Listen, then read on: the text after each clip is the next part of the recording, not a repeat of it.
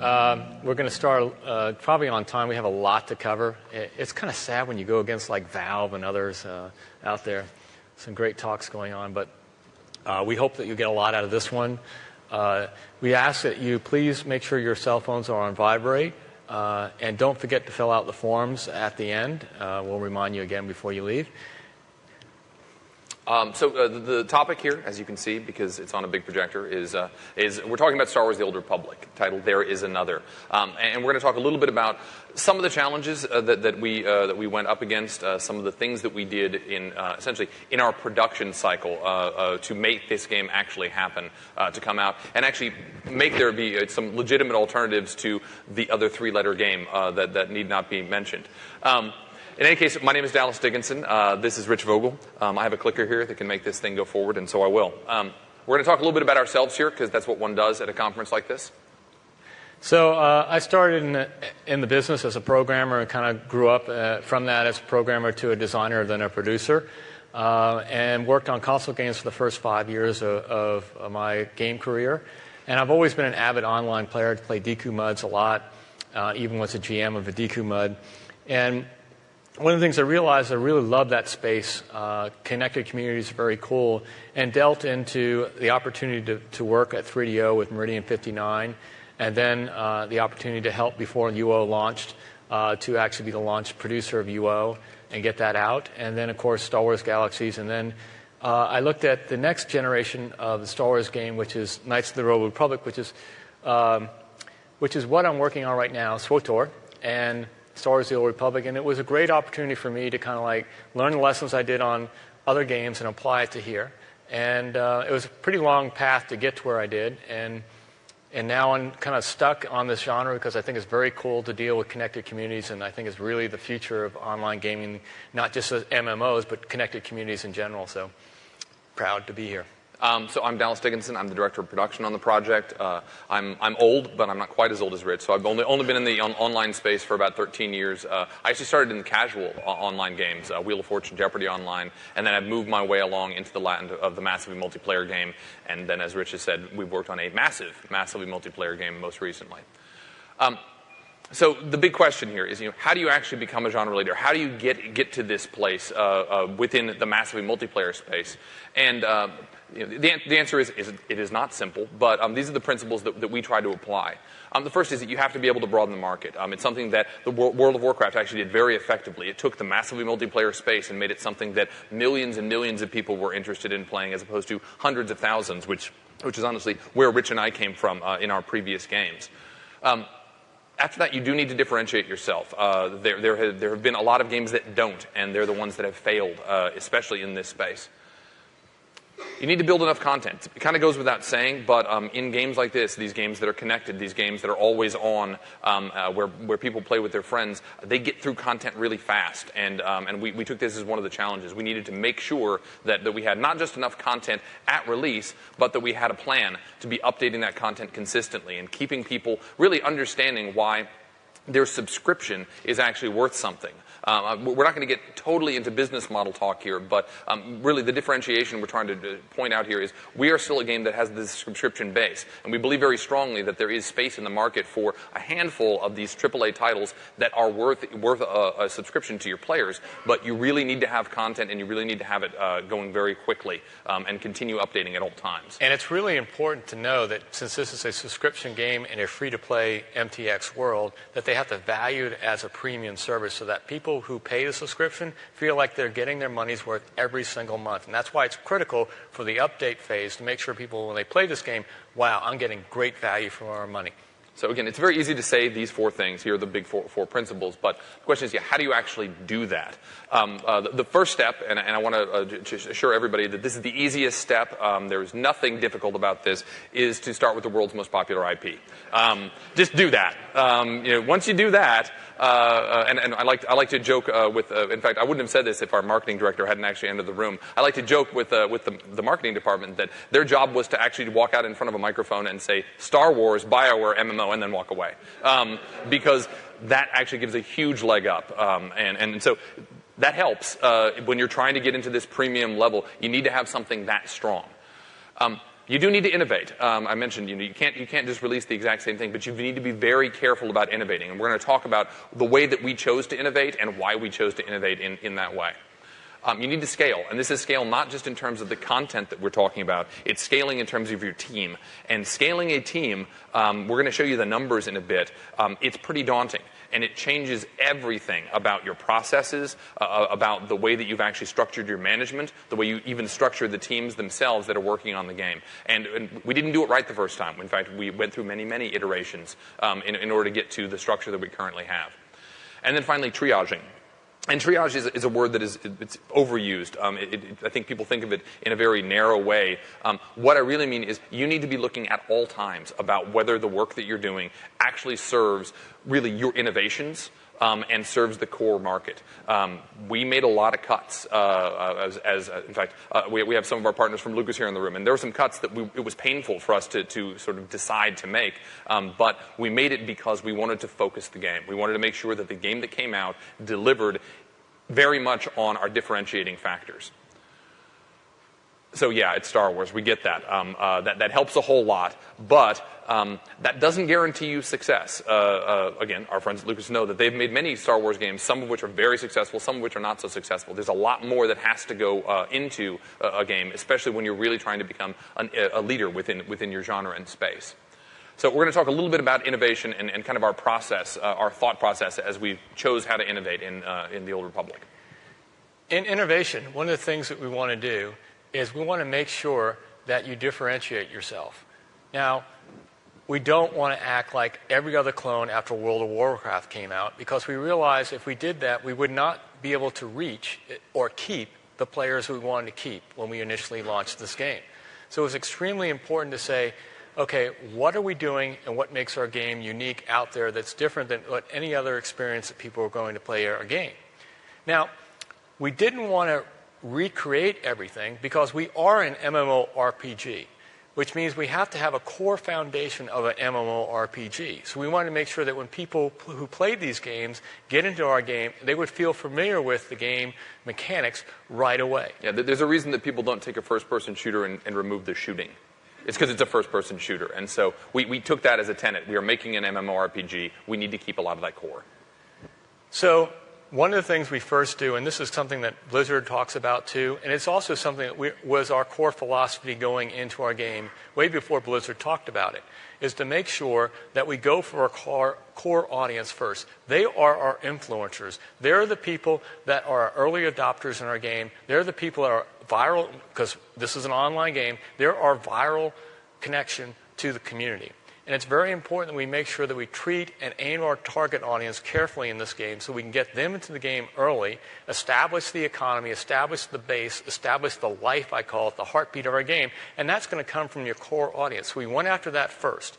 Then, as time goes on with our updates and everything else, you'll see us drift more toward a more casual play style in our game, very similar to what Blizzard did. Yeah, but you need to be careful. You can't do it too fast, and you can't do it in ways that are going to alienate that core. The core is your market. I mean, they really are your business, and so you need to hold them close while you slowly grow to the outer edge. Yeah, it's extremely important to make sure that when we talk about things like anybody who's done a subscription-like game, there is what we call the funnel.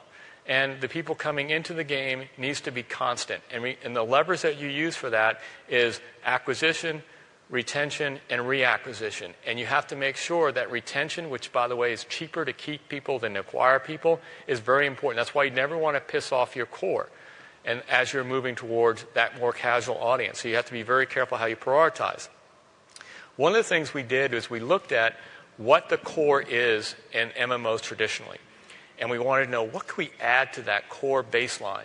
So we all know that there's a kind of a story arc that goes through MMOs, not a real true story in the game, but a story arc. And then there's character progression, there's combat exploration. So this is the core feature set that we knew that we had to hit on all three of these.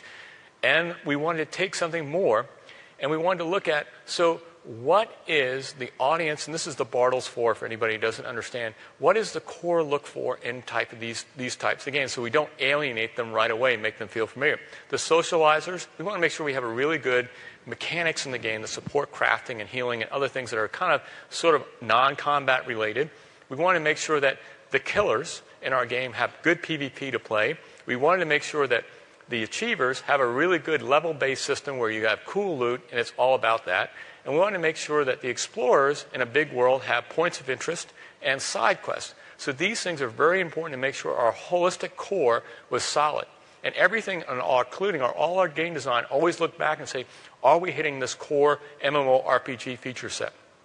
Now, we decided, what do we need to do layer on top of that to make our product innovative, but not do everything in the kitchen sink, go so broad that we just fail at we make a lot of poor systems in the game. So what we did is we decided saying, what does BioWare do very well, better than anybody else? It's about story.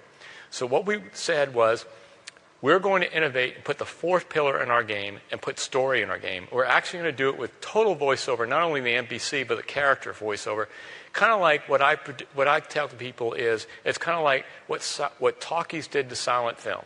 It's going to make the genre different in the way you play our game. In fact, we found a lot of people who play our game can't go back into Blizzard and play WoW because they have such a different experience with our game. It's more emotional, and this is something we wanted to do. We wanted to make sure we revolutionize storytelling. We also wanted to say, what is another important thing about BioWare games is our companion system. We wanted to make people have the ability to go out in the game and feel like they're not alone all the time. Now, it's important to meet other people. We had to make sure that mechanic was there too. But we wanted to make sure that companions added flavor, added color, also added to the storyline, and really made the game feel kind of unique in that way. The other way we want to do is combat. Now, combat we wanted to make sure was different than any other MMO before because most of the MMOs had Flintstone-type combat, and we wanted to make sure our combat was very cinematic, very much lightsabers touching lightsabers and things like that. We also wanted to do something that no other game has done before, was actually put in a true range combat system in our game. Most games are melee with a little bit of fake range, but really it's like 40 meters. We did 70-plus meters with our game with real true cover system as a part of our range combat system. And again, really the key to all three of these innovations as we sort of chose them, and again, we had a whole list of stuff that we might want to do early on in the project. We chose these three not just because we felt that there were places that BioWare had some skills and could bring sort of that BioWare feel to the massive multiplayer space. You'll note that all three of these things you associate with Star Wars. You associate with Star Wars before you know that our game exists. Tremendous storytelling, the sidekicks within the game, and this cinematic, fast-paced combat. And so not only were we choosing differentiating factors kind of from the blue of like these would be cool things that BioWare does, it's also actually what hits the core of that IP. And the other thing that's not on this list was after we launched, we put in the legacy system, which is everyone knows the legacy of Star Wars. Again, everything we do, the innovative-wise, we try to make sure it fits the Star Wars theme. And our big goal was to make sure that you felt like you could live your dreams in the Star Wars universe. That was the key goal that drove every design decision that we had. And these were the pillars that we communicated to our team constantly and made sure our design always focused on. Now, we're going to talk a little about, this is the area that we want to talk about, is how could we scale to the size we needed to do and the amount of content. And the clicker comes back. First, I just want to give you guys an idea of this. You may have seen some of these numbers before. This is a ridiculously big project. This is the amount of dialogue in this game. As you can see, it's 6 times Dragon Age, 9 times Mass Effect, more than all BioWare games previously made combined. It is, in fact, we're now in the Guinness Book of World Records for the largest voiceover project ever completed. It takes a lot of work to build this stuff, and you need to make sure that you actually have really, really good systems to do so. 20 full planets, some of the iconic ones you see there, Tatooine and Hoth, 90 unique areas. These are all the adventure areas that you go to, a derelict spacecraft, other places that your story will take you. And it's a tremendous amount of just locations to build in the game. And they're all fairly unique in their look. This was the end goal. And this is actually what we're hitting. We have now the telemetry that tells us that people play somewhere between 150 and 200 hours in the level up to get to sort of to the max level of their class. This is a ridiculous amount of content. Those of you who've worked on RPGs before know that RPGs are frequently 20 to 30 hours, or maybe 50 hours if you're really, really pushing it. That's one story, 50 hours. We're doing it 8 times at 200 hours. So The only way you can do this is make sure that your pipelines are solid.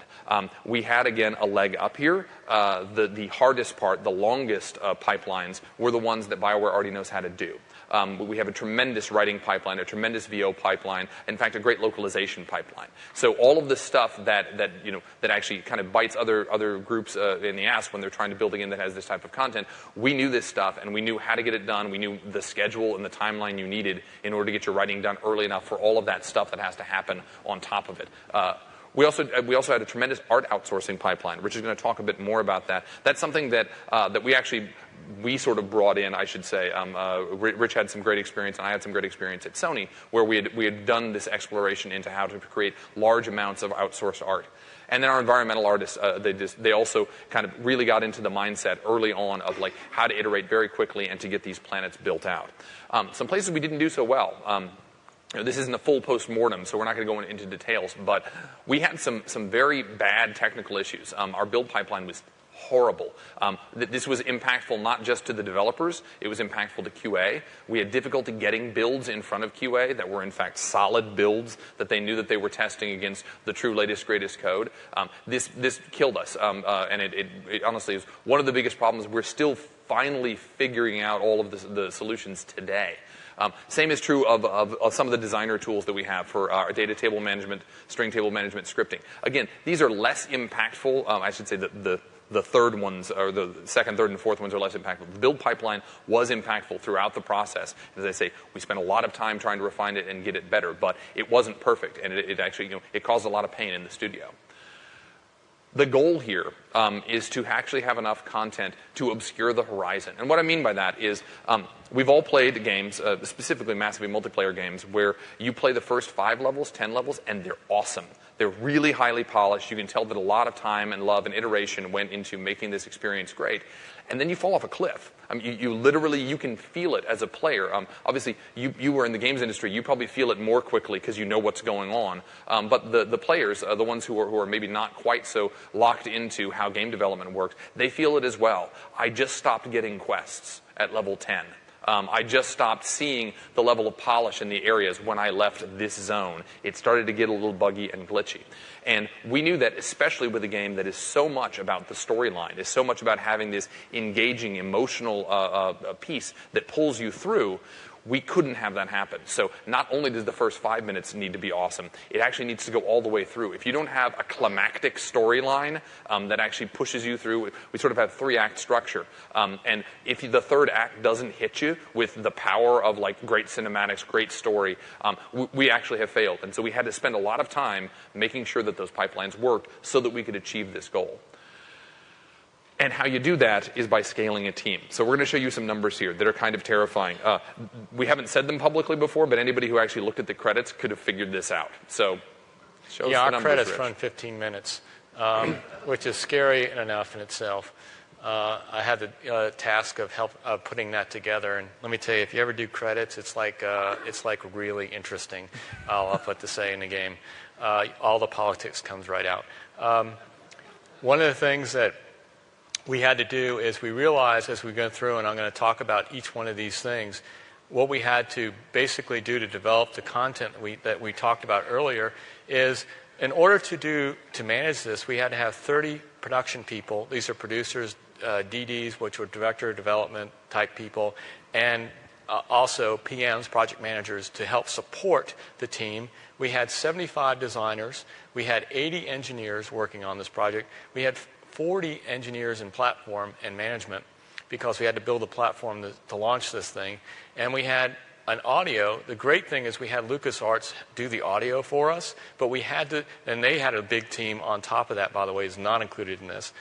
We also had a team here just to manage the audio and integrate it into the game. That's why it's the smallest of the groups. And the art pipelines, we had both outsourcing and also full-time people. We had about 140 artists together working around the world on this project. And we had 280 QA people at the peak working around the world, both outsourcing and also in-house QA, because the one thing we had to do is be able to go through all this content and repeatedly go through this content every build. You have to have a large team to do that in QA to make that happen. How do you manage a team like this? We are craftsmen. Very badly at first Yes. is actually the answer. Yeah. It took us quite a while to get to a place where we actually feel like we have a handle on the structure. Yeah, we grew kind of quickly, and we had the growing pains to show it, and we had the scars to show it. And we realized as we were going through this stuff, we said, oh, we really have to make some changes here because we're not scaling very well. And the thing about it is I tell people we are craftsmen, we are not cogs on a machine, and we all have personalities that we have to deal with, and we all have to learn how to deal with those personalities. What does everyone do? They take their best programmer and put him in management, right? He's going to be lead programmer. Even though he's the best programmer, doesn't necessarily mean that he should be put in lead structure because he may not fail very well. He may not do very well because that's not what he has in his DNA to do that. So we learned a lot about scaling in a sense of what's appropriate roles for people and about hiring. So one of the biggest things we did for hiring is we made sure that when we hire people, we want to make sure they have the skill to do it. But the biggest thing after we check that off is can they fit in our team culture? That was more important to us than anything else because everyone deals with the prima donnas and the ego type people. We have them too. That's right. We aren't 100% good at that process, and in fact, sometimes you want those people. They are highly valuable. These are the self-described geniuses are sometimes actually geniuses also. But if you have too many of them, if that becomes your team culture as opposed to they're the exceptions, it's really hard to manage an overall team, especially a team. Sometimes you got to isolate them a little bit and put in their own room and make sure they're not dangerous. Yeah, go do genius stuff. Don't talk to anybody. But there's definitely personalities we had to deal with, and we had to do a lot of shifting around because some people didn't do well in their roles and some people did. And actually, some people surprised us and did really well in certain roles that we didn't even know they could came up to. Now, what we did in this organization to make this happen is we basically, if you look over here, we basically have these two pillars, which is QA and production over here. These are supporting the interior thing here you see here. We broke it out into one section is content, the other section is tech. And what we did is these two pillars right here were a matrix organization. They cut through the tech and design or content, which means content, anything audio, anything design, anything art is all content. And then, of course, tech goes all the way down into features and programmers. We made sure these two organizations supported throughout the organization with project managers, DDs, and producers, and PMs.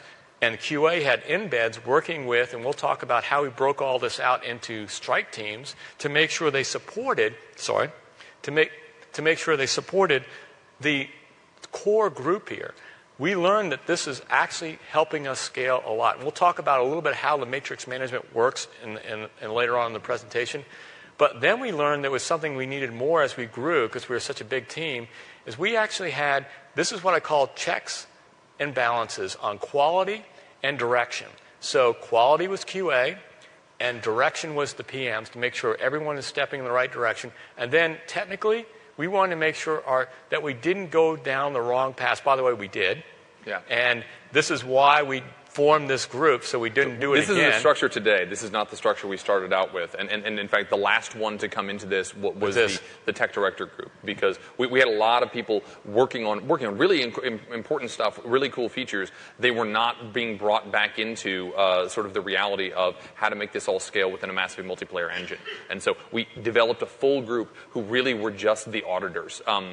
They do the deep dives into making sure that features, specifically technical features, but also some of the ways that designers work, that it could scale and could actually fit within our engine, because for a while we were kind of running off the rails in that direction. And the good news about this group is they audited our designers, because what designers will do if you allow them and give them the tools to do it, they will go off the rails to get it done. And what they realize is when you get something off the rails, it doesn't scale very well in an MMO. Anybody who's worked on these know that they're very highly integrated systems, and if you mess something up down below, it's going to affect something over here you had no idea about. So the auditors actually went into all the systems, the big questing system that we had in our game, and fixed a lot of designer zealous going on to make sure it fixed, because the designers are impatient. They want to get it in. And they want to make great stuff. And they want to make great stuff. If you don't give them the tools that they want, they'll figure out how to make it with the tools that they have, and that's often exactly the wrong thing to do.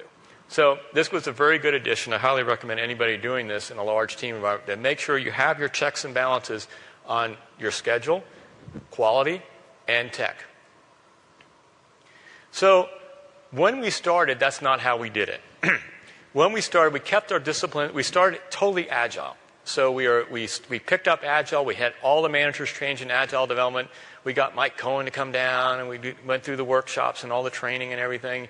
And we formed scrums, and we did the stand-ups and all those little things that you normally do. And we found out as we were moving along, and we also had the disciplines that not work as true strike teams or scrum teams. They worked, but they didn't work together, if you understand what I'm saying. They were always with their programmers, always with the artists, except they would go meet in the morning and do their stand-ups, and they would kind of work together with the teams in different locations, but they never sat together. We found that they started to form towers, and the cultures around them. So we said, this is not going to scale very well. So what happened was, again, we were spread apart, did not scale. So what we did is we looked at it very carefully, and we said, this ain't going to work. So when we looked for a new facility, because we outgrew the one we were at, we actually designed it from the ground up to be pods or strike teams. We actually have areas that are totally mobile. We have mobile desks, mobile chairs, filing cabinets. They're all on wheels. They all move around. We've actually configured our pods probably once every 6 weeks or so. We reconfigure our pods. And basically what we did is we put everyone together and formed multidisciplinary strike teams. This is organized around a single deliverable, or like in the case of if it's a feature, it would be the entire team that does a feature. If it's content, it would be, for instance, an entire planet. And so that would be the pod. It is everybody working on the planet, including audio, including environmental art, including effects. These people would all sit together. Now, one of the things we learned as we were scaling is when you scale so large, there is a problem with accepting responsibility and ownership over a particular item. And you always find the finger pointing going this way with the groups. What we found is when we put it together as a single focused strike team, they felt like had ownership over it, control over it, and it made it, for the large scale team that we had, like 400 people, it actually made a single point very solid. So it worked very well for us. But again, we didn't do this until way too late. We started doing this a couple of years ago, but we didn't really get all the way moved over into this structure for quite a while. It took a long time, and there's some roadblocks that you're going to talk about. Yeah, one of the things that took a long time is all the leads were terrified of losing control. All the leads, when I'm talking about the gameplay lead, the systems lead, all the leads felt like, we're going to lose control. Why are we doing this? And so one of the things we did is we said, we're going to do a matrix management across. So all the leads, like the gameplay leads and the client lead and the server lead, would basically say, okay, you control the resourcing for particular strike teams. You will help control the review process, but you don't control their daily tasks. That's the strike team's responsibility, the leader of the strike team, to do that. But you control everything else. So this matrix organization set up by discipline, number one, helped transfer single knowledge, because one of the biggest things you don't want to do is when you break up teams like this, you sometimes mentor each other. Programmers mentor other programmers. It's really important to make sure you keep that line, art the same way, design the same way.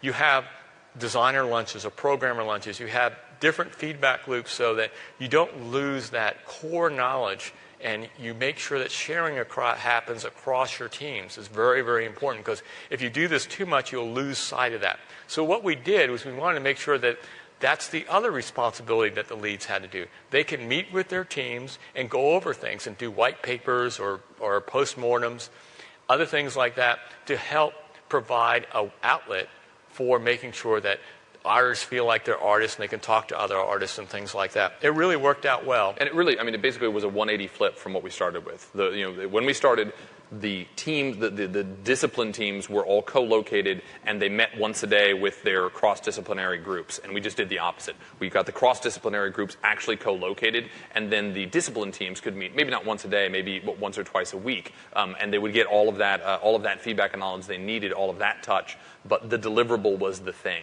That was the thing you were working on, and that's what the guys around you in a pit were all working on together. So one of the things we also had to do is scale in terms of we call RFTs, which are full-time employees. TFTs are temporary employees, the term we use. Basically, these are people who work through an agency that we go through, and they usually have year contracts. Normally we hire basically students, or we hire some really good people out there who we hire part-time to come in, or they're full-time employees using our system, but we hire them for X amount of time. They're not full-time employees. And we use outsources. So one of the things when we started off in production, we realized very quickly is we had to scale.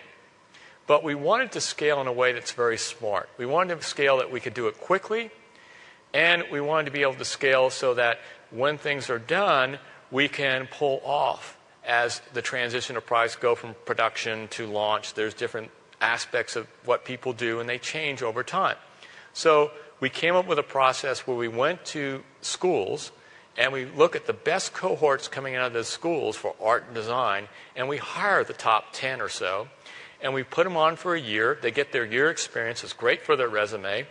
They work hard with us. It's new blood. And before the cohort ends, which is usually right up in here, we do a 3-month training overlapping period. We train up another set of cohorts coming in. And then the cool thing about it is we pick, in these areas, the best of the best. We say, out of this cohort, we're going to pick 3 designers, and they're going to become full-time. So it gives people an opportunity to show their stuff and get selected as full-time. So it's a try before you buy.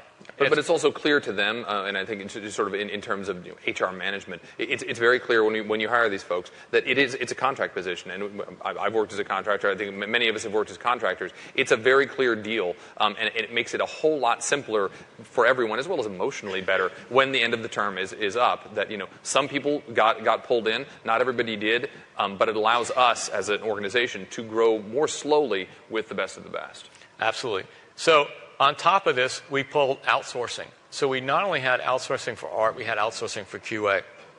Outsourcing allows us to scale very quickly because what we did is, and we'll talk a little bit more about this later, is in outsourcing, we had the ability to say, we're a very design-driven shop, by the way, BioWare is. And so when we iterate things, we've blown apart worlds over and over and over again to get the right feel to it and add things to the worlds. Adding big set pieces to worlds will take a long time to do if you don't have an art ready to scale like that. So the great thing about it is we use our art outsourcing to scale very quickly. I need all this armor set that has to go across 8 different body types. Okay, fine. We'll get this outsourcing group. We'll say go up to 25 immediately or go up to 30 immediately. And they will. And that's fantastic because it allows us to do fast iteration, scale very quickly without the burn, by the way. One of the things this does is it slows your burn rate on your project, too, your cost. Especially in a big project, you have to worry about your burn rate, especially the size we are. In outsourcing, the way we manage that is very simple. We went around the world and looked at all the outsourced houses that we could find. We actually flew. We didn't run. And we went to each one because it was important to see, number one, what the work environment was like. Were the people happy? What's the churn rate in that group? Because, to be honest with you, a lot of them do have a large churn rate, and you don't want to train people over and over again. Especially among their leads, especially among sort of the management structure. If there's big churn, you don't want to work with that studio. And basically, what's the feel of that environment? Can they scale, number 2? And 3 is, do they have the network infrastructure to support a build every day that we have to send to them or come back to so we can get stuff quickly from our outsourcing houses? So one of the things is once we picked out our outsourcing, which we had one in China and one in the United States and one in Russia. And one in Mexico. And one in Mexico. And we also had another one in Romania. And one of the things we did is we looked at the core team and we formed a group of sub-leads that we made them hire and train for us, that we trained with them. We brought them to our place. We trained them up. And they would be the ones that train others. So we can scale very quickly that way because they know what we had to do, and they can train other artists very quickly to scale up. This is very important, including having an art director there that's trained by, that you pay for, that's trained by them as well, that all assets go through for QA and process. Now, the other thing we say is every 2 months we'd send a crew up to touch base with them. So we go out there, talk to them, see what their problems are, because face-to-face is much better than VidCon or communications through email. A lot of times they don't tell you the problems. Actually going up there and watching them work is really when you find out all the issues. Because culturally, some people don't talk about things like that. And you have to see that for yourselves. Integrate them as part of your team is extremely important. Don't throw things over the fence. It won't work. You got to give them T-shirts. We used to go with another luggage of just T-shirts and swag for them and posters so they make them feel like they're part of the team. The other thing we did is we had pictures on the wall at every outsourcer, and they didn't know this, but we rated them. We actually had little gold stars, silver stars, bronze stars, and fire. And we rated them of how good they were. And every group of artists that when we built our art team, we said, we're building this art team for 60% of outsourcing of art, so get used to it. You'll have to manage other artists. And we started hiring for that in the first place. And these artists had a set of people on the wall they were responsible for feedback. And it really worked well. And basically, we also had VidCons. We made sure that we always provided a timely feedback mechanism. Pipelines for feedback was very important to make sure that if they continue doing bad work, we get them corrected. I hate it when people would come to me when we first started out and say, well, they're not doing what we wanted to. I said, did you train them? No, we told them about it, then we didn't really follow up on it. It was, well, how are you supposed to get better? It takes effort to make this happen. It's not easy, and it takes a lot of communication, especially when you have time zone issues. I actually had to work art in shifts to make this happen. Now, the other thing we found out is different studios have different skill sets. Some studios are very good on the organic stuff, like the characters and things like and creatures. Other studios are very good at inorganic, like lampposts, chairs, buildings. And we found out it's very good to do that because go to their strengths and scale with their strengths. It's one of the reasons we had so many studios that we worked with. Right. And the other thing is don't put your eggs all in one basket. One of the things I've learned is make sure you have multiple outsourcing houses. If you're going to scale like 60% like we did, it's very important because you don't know what the political situation. In fact, we had an issue with Romania where they had to be shut down a couple of months because of political issues that were going on there. These are things you have to be prepared for. And also, it's leverage to you for your outsourcers saying, if they're not doing a job, you say, well, I'm going to shift it over here. And it makes them more motivated to do your work for you. Now, QA outsourcing was a little different for us. When we first started out, it was very hard. For us, I would say it's the hardest thing we had to do to get right. It took a lot of effort. We started very heavily on outsourcing external with leads just in internal. We found that didn't work very well at all.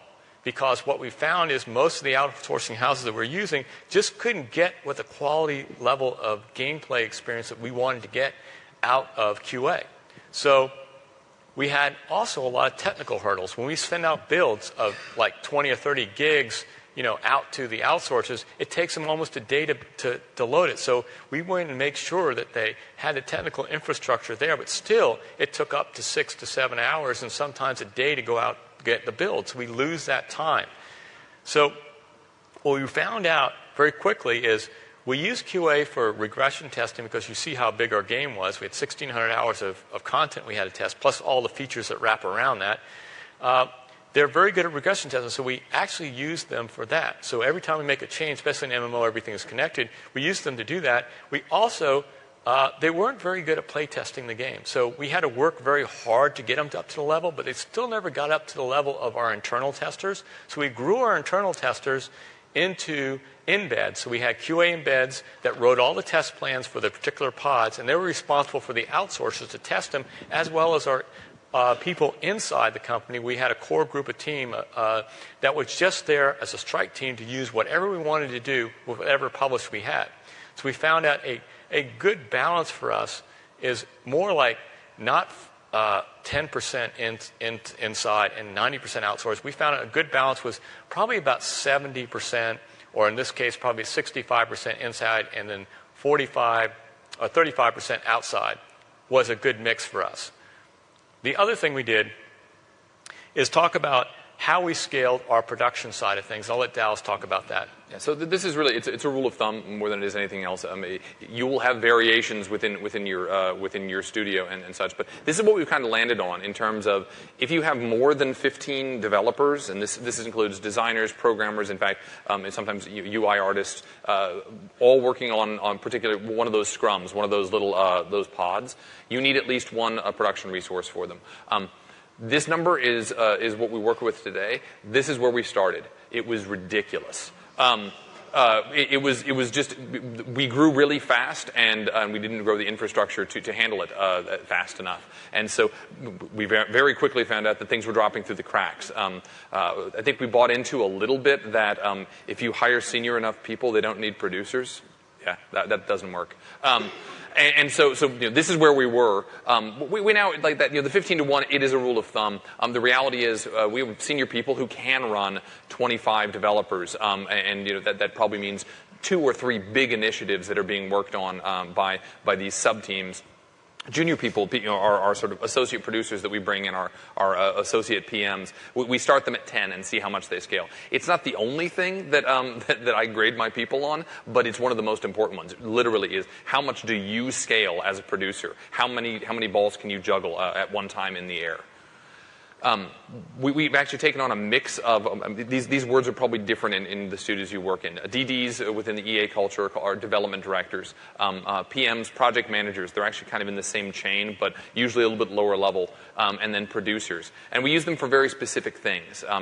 Again, this is something we grew into. When we started, I was the producer, and we had 3 DDs. And it was, as I said, not good in terms of numbers scale. The producers tend to be the ones who actually own high-level deliverables. They might own an entire milestone, or as we are in kind of the cycle now where we're producing content on a fairly regular basis, they might own one of those big game updates. So they are a combination of schedule person, making sure that things are on track, but they also hold a little bit of the quality vision. And they are the ones who are wrangling things at a very high level, making sure that QA is embedded, has a good test plan, et cetera. Our DDs tend to own our pure tech initiatives. Again, the DD within EA, frequently they are people who even have programmers reporting to them. So they have a very technical background. They're the ones who would actually run like some of our server initiatives, the things that the players don't actually see, but it's how your game scales. And if your game doesn't finish this sub-feature that is entirely opaque to a paying customer, the game will crash. And so we would give that type of initiative to our DDs. And then finally, we used our PMs as really the follow-up people, the detail trackers. And so we have more of the PMs than we have of the other 2. And that's kind of how we cover all of the stuff that we're doing, both on the content side and on the feature side. What we found, and this is obviously a cliche, everybody knows this, communications is really, really hard. It's even harder when you're at the scale that we're talking about. It's still something that we don't do perfectly today, and so we have to be really, really careful. We have to pay attention at all times to the way in which our different communication methods are either succeeding or failing. We actually have a communication strike team, and part of what they do is they actually watch email lists.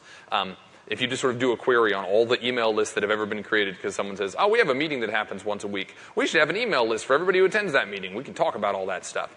And these people actually track whether or not those email lists are being used anymore, whether they're being actively managed, whether people have started sort of concatenating sort of Frankenstein email lists by this is a list of this list. Because what we're trying to do is we're trying to eliminate spam. You can't eliminate it entirely, but as a producer, I get so much email I can't even talk about it. I would like that not to be true for the people who are actually individual contributors who have a real skill set, because I don't have one. So we do that a lot. Meetings, this is pure agile methodology, but it's something that we really try to push on all meetings that are going on. If you have a meeting that does not have an agenda, does not have a timekeeper, and does not have action items that comes out of it, it's a failed meeting.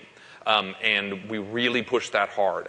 I try to, anytime I'm in a meeting, if nobody is fulfilling those roles, I jump into it to say, hey, I just want us to clarify, what is the purpose of this meeting? Does anybody actually know, or are we just kind of sitting here and wool gathering?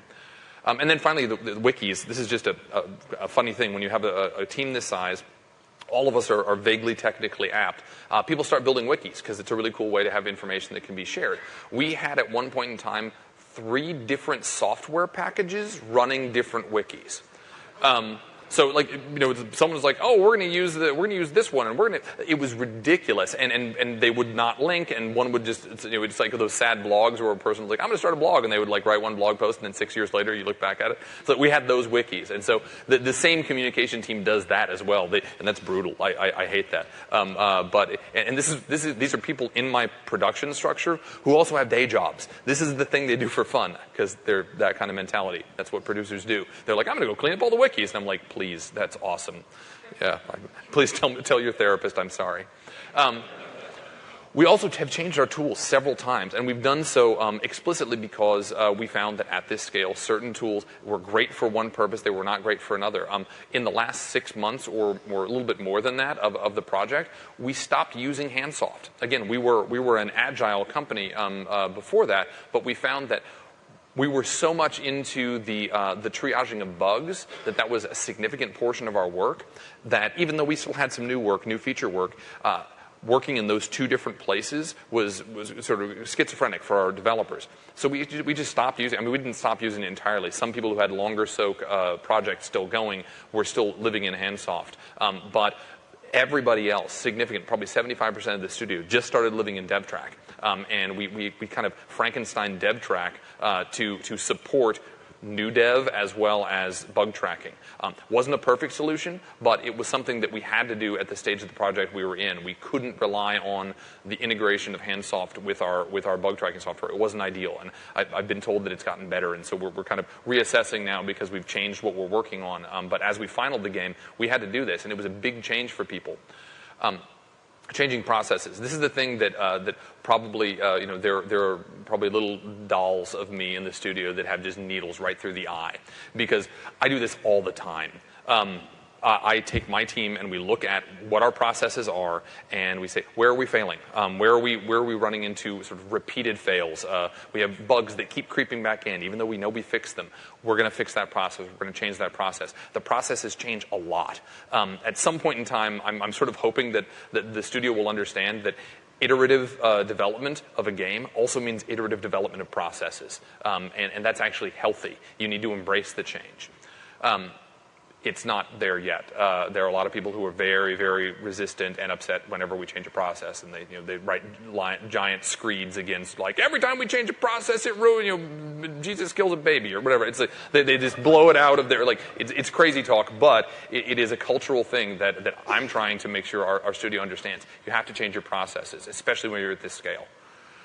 So we're just going to talk a little bit about production methodologies, because we didn't do the standard thing here. No, so one of the things we realized, too, is, again, we started out agile, but one of the things as we started getting into production, we realized that not all things fit one package or style of development, production development. So project management, basically. So what we did is we said, okay, we knew things like writing in VO worked very well waterfall, because they're very predictable, very much a lockstep process. We also knew that we wanted to make sure that we developed a process for our art and our world design that time-boxed, resource-managed, and also looked for efficiencies to make sure that we can get things done in a timely manner so that we can get our game done and iterated on. Because iteration, to be honest with you, was our most important driver. We had to find ways and systems that we can go in and check our work to make sure it was viable in an area. So we wanted to make sure we had enough time to iterate on everything we built. So we use lean process for that. And we use for software development, it worked very well for agile, so we kept agile for software development. So our core tech and features were all agile driven. And so what we learned is that there's not one size that fits all at the scale we're working at. We use multiple different processes. I said, whatever teams work, whatever you use work, and you can track it right, it's fine. We did say that we use Handsoft. We actually used Handsoft all the way through a lot of the processes. We did go to bug track, dev track for triaging bugs down, but the burn downs were our most valuable unit in our Handsoft to tell us how we're doing above the line or below the line when we're talking about tasks. That's where Handsoft came in very good as a tool. Your burn downs tell you a lot, whether you have to crunch or if things are not working very well. You're not hitting your deadline. But again, the point here is, and I don't think this is even necessarily about this scale. It's probably something that I'm going to take with me no matter what scale of project I work on in the future. I used to be very strict about, like, we're choosing one production methodology and everyone is going to follow that methodology because it's the methodology. It's how we're going to make our game work. And that didn't work for us here, and we started to sort of pick and choose the proper tool for the proper type of pipeline, and I'm probably going to do that in the future, regardless of whether I'm working on another gigantic game like this or I'm working on something smaller. So one of the things we learned, and this is what Dallas is going to talk about, is the triage process and how important it is. Sometimes it's hard to fix a lightsaber. So this is where we get into metaphor and stuff. Anybody know who Colonel John Boyd is? Raise your hand. That's awesome. You probably don't. So he actually wrote the book on fighter pilot strategy. There literally was not a book, and then he wrote it. It's what they actually use in Air Force training. And he has a lot of cool shit in there, things about ailerons that I don't understand. But the core principle, or at least the core principle I took away from the book, is that he believes that the person who wins is the person who makes the most decisions fastest. The quality of your decision is obviously important, but that's sort of based on your experience. If you are an experienced person, you're going to make slightly better decisions. The real differentiator is whether or not you made enough decisions. If I made 2 really good decisions and you made 18 decisions in that time frame, I'm probably dead. So true in dogfighting. I think it's also true in production, especially production at scale. The way that this is illustrated, sort of the methodology that we try to sort of put throughout our studio, is this loop. You observe, you find a problem, you orient yourself and try and take in as much data as you possibly can. You decide what to do, and then you act immediately. It kind of goes to that, what I was talking about with our production methodologies changing. We iterate all the time. And if you're not iterating all the time, if you are either letting a decision that you made go for a long time because it must have been the right decision, we thought about it a lot, or you choose not to make a decision because you need to gather more data, you're actually failing. You are allowing your project to go off the rails. And when a project is this big, we often talk about how hard it is to course correct in the Titanic or in a battleship. It's really, really hard. You need to be course correcting all the time. But this is what happens. These are some of the pitfalls and why people don't want to iterate quickly. This is very much on the tech side, people do this. What about the things that we don't know? We should R&D this for a while. And that's really sort of that in the observe, orient, decide, and act. This is the orient stage, where people say, we don't have enough data yet. We need to look more at this. We need to decide, find out more. Let's do some tests. Let's do some R&D. Let's do a little bit of prototyping over here. If you do that, if you allow your project to get stuck in that cycle, which is not the cycle of actual action, you're gonna A, stultify, and B, you're actually probably gonna go off course because you're not deciding. We try very hard to get to action, even if it's not necessarily the perfect solution. Start going, because we can always correct again.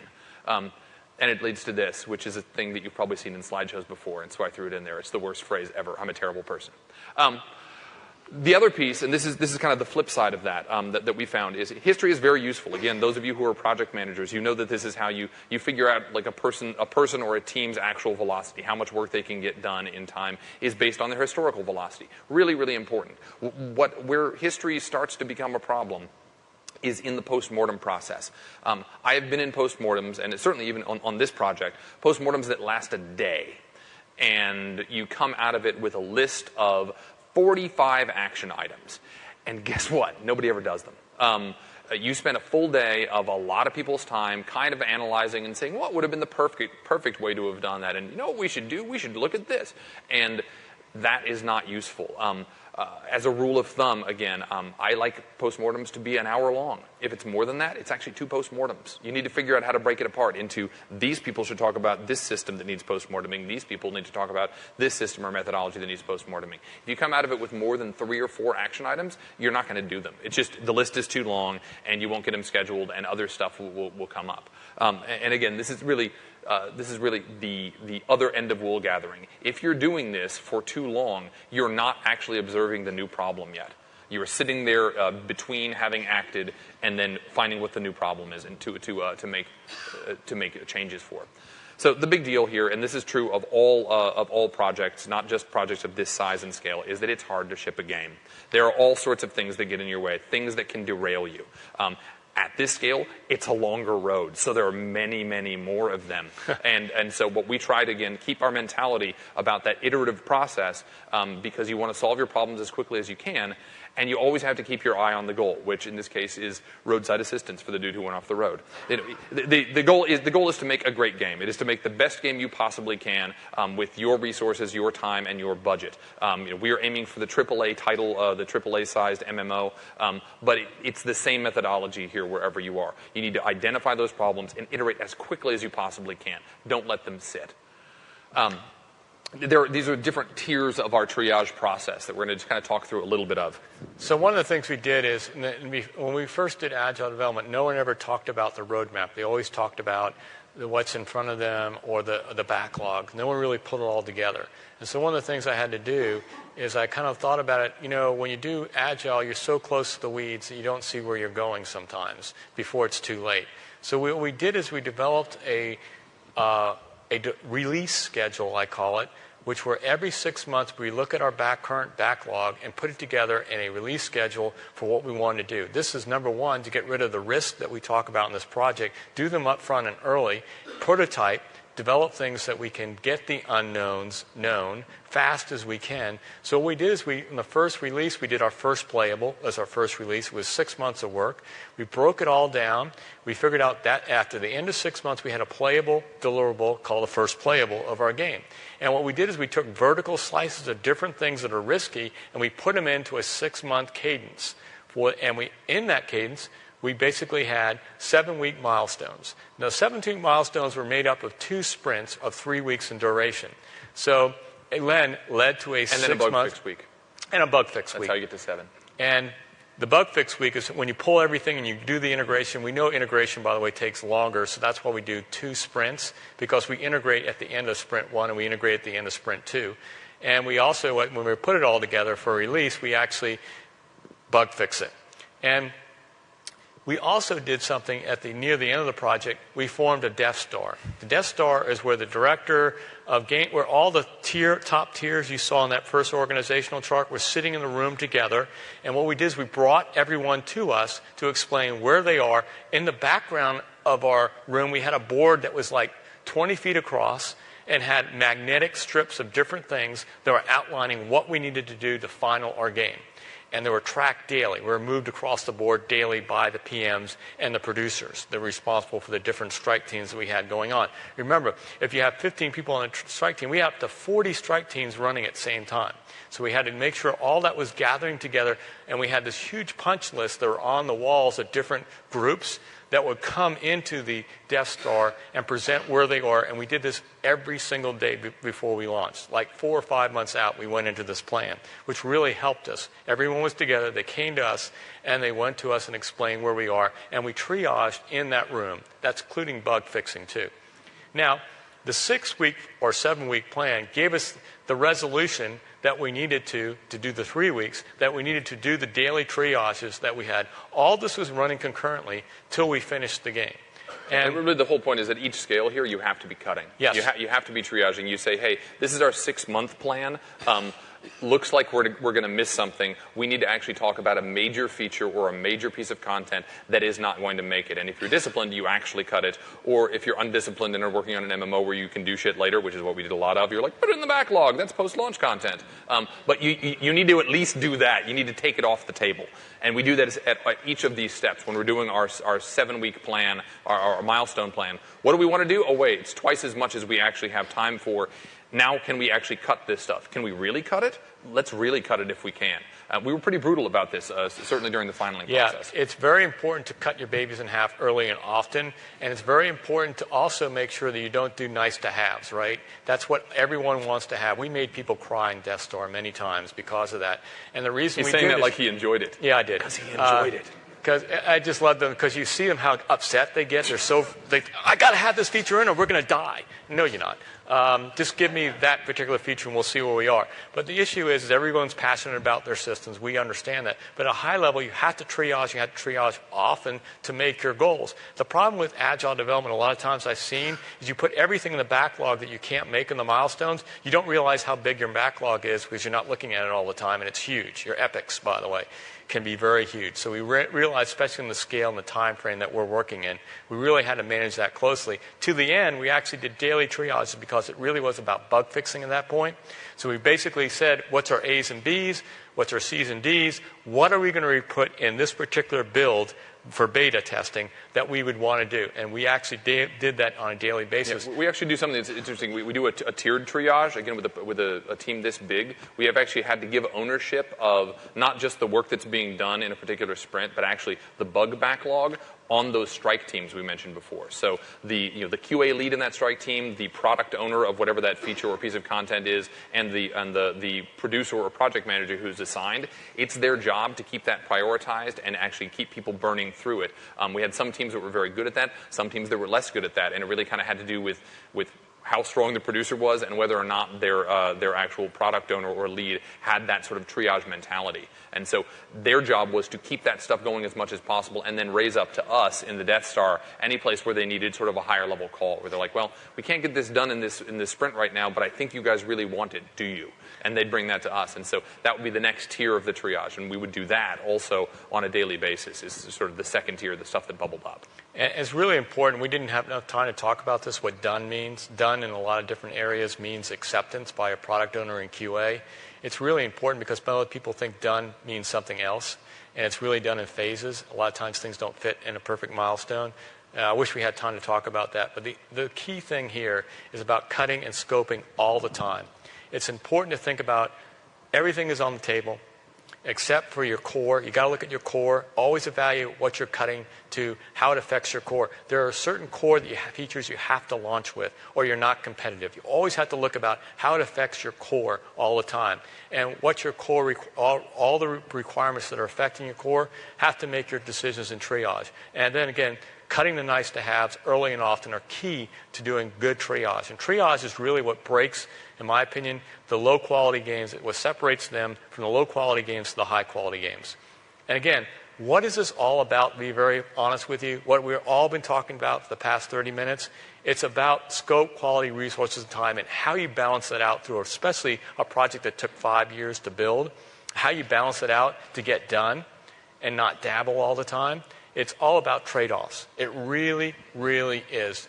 You always have to constantly do trade-offs all the way through your development process from the beginning to the end to make sure that you balance against what your core feature set is, making sure that your vision of the game is always stayed through, and make sure you're competitive and differentiated at launch and have a quality launch experience. And we didn't touch about, that's a whole topic altogether, is how to make a smooth MMO launch.